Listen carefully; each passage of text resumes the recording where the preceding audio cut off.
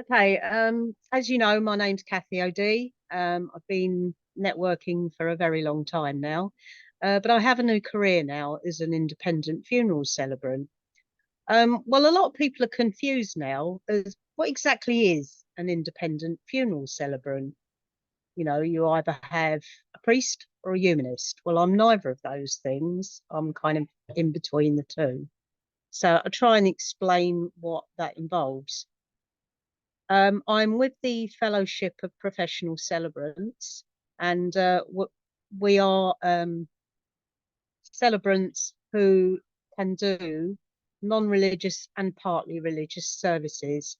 We're very comfortable with doing both.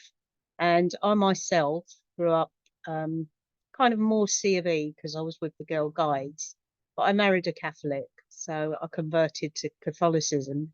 So I'm perfectly happy to do either of those. Any other religion, I'd more or less have to look up. Um, so, as an overview, I officiate non-religious and partly religious funeral services without without religious, racial, or gender bias for cremations and burials, and that involves a family visit, preparation of the eulogy and service, and I can do interment of scatterings of ashes. I can do pets.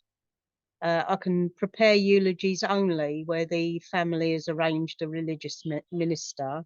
I can still do that eulogy as an extra on a pro rata basis. I can source poetry or I can write it, and I can do memorial services for COVID funerals and direct cremations.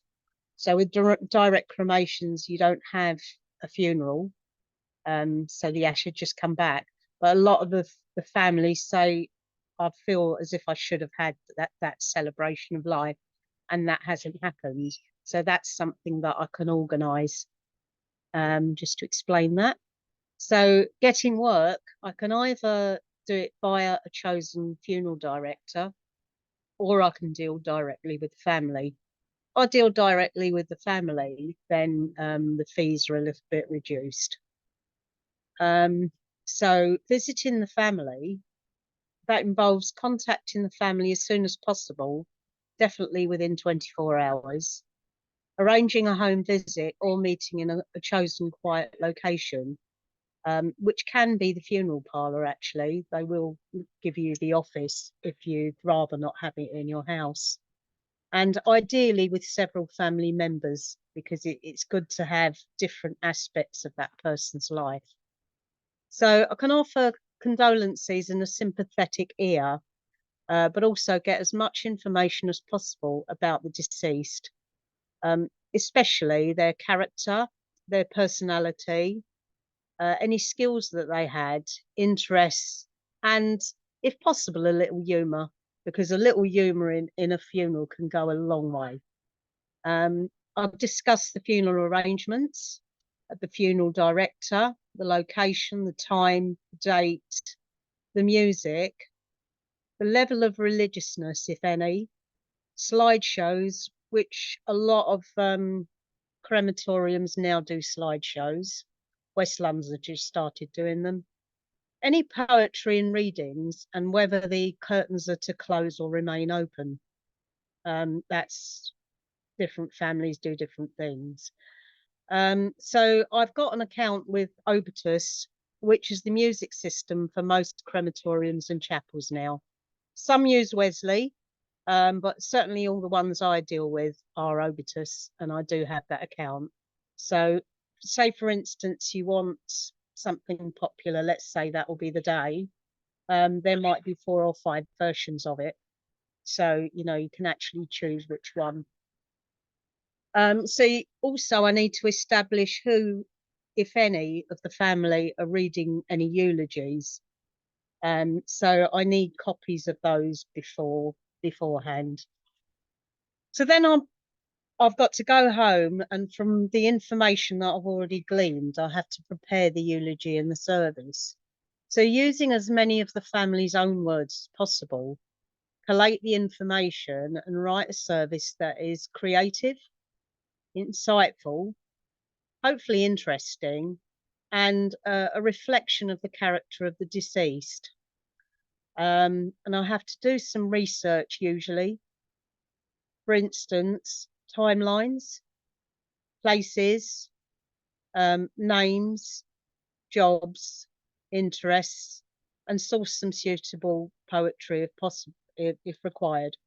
So I'll go into that a little bit more. Timelines, for instance, I had Alan, and he was born 6 days after the Battle of Britain began. Well, that gave me a few sentences to work on. He was also born locally.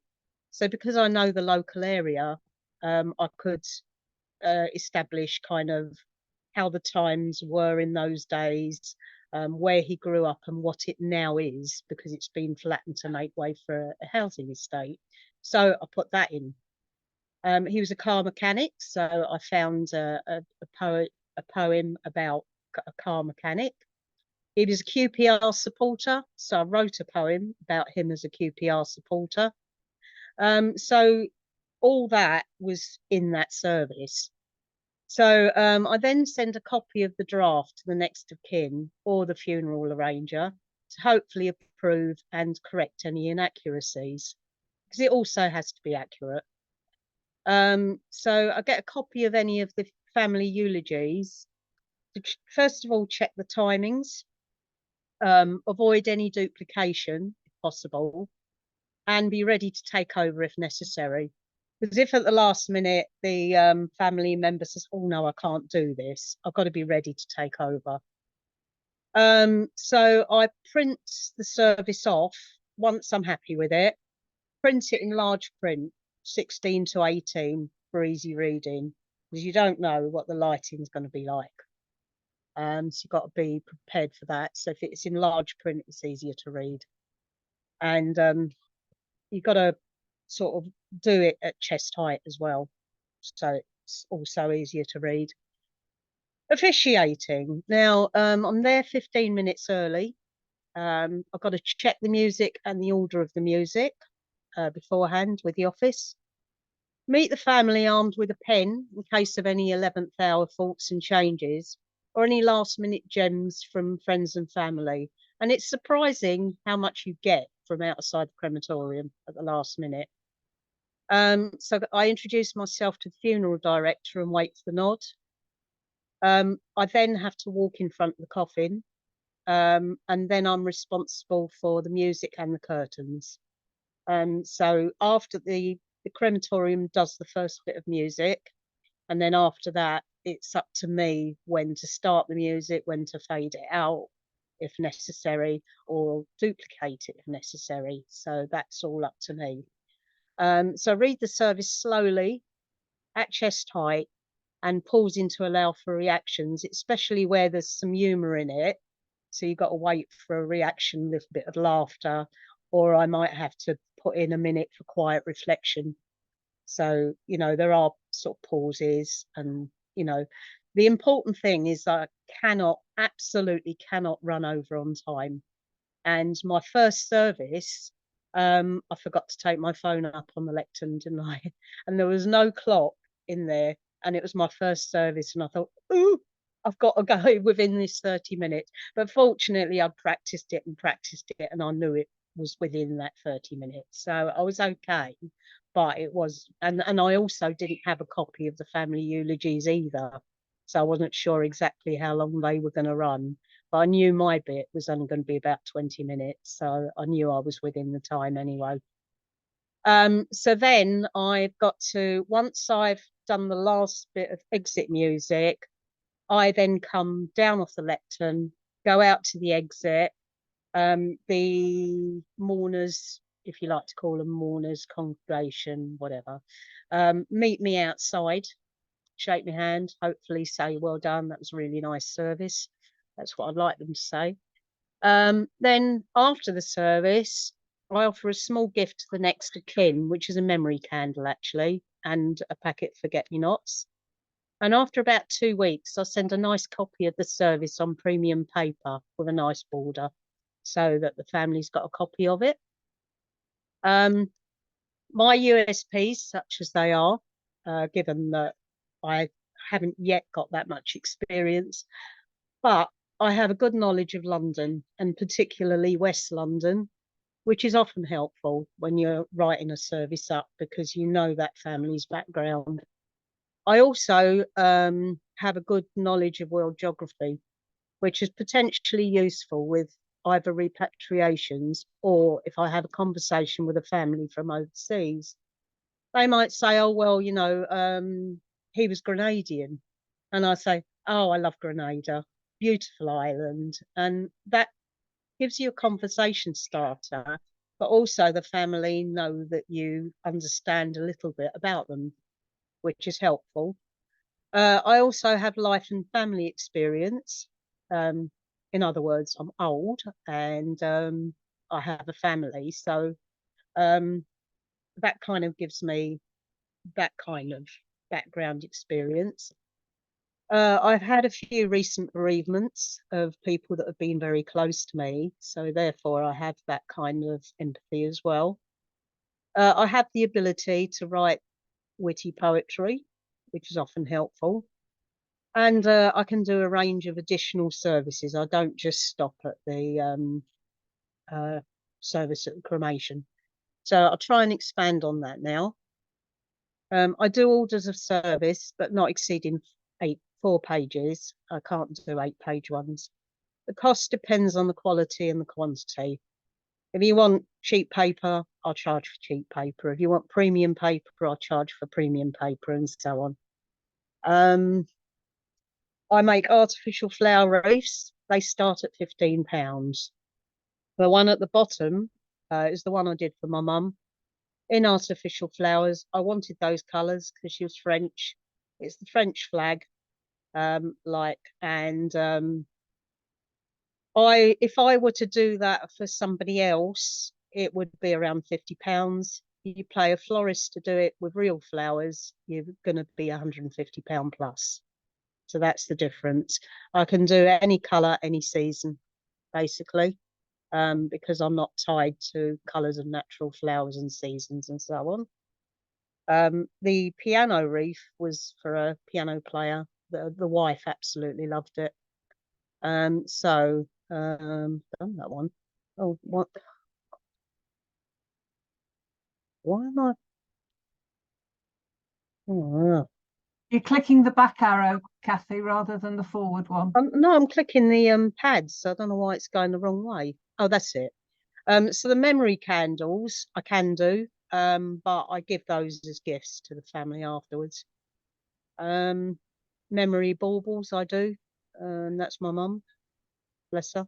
She was 99. That's one of the verses I wrote. And that one was for Alan, QPR supporter, and gave a copy of that to his wife.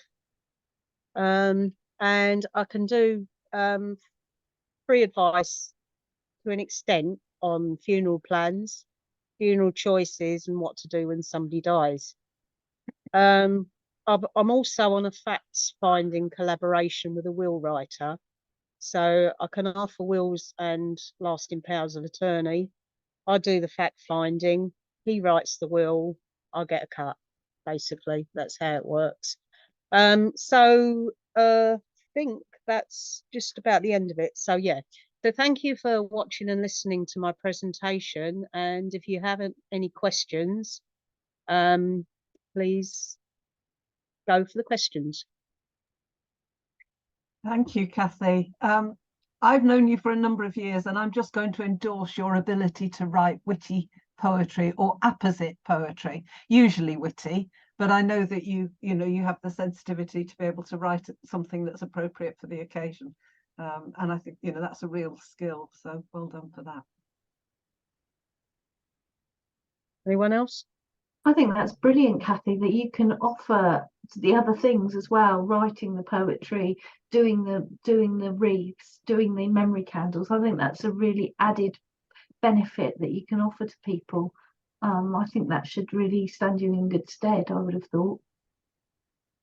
Do you want to stop sharing your screen, Cathie, so that we can see each other more easily? Okay. Yeah.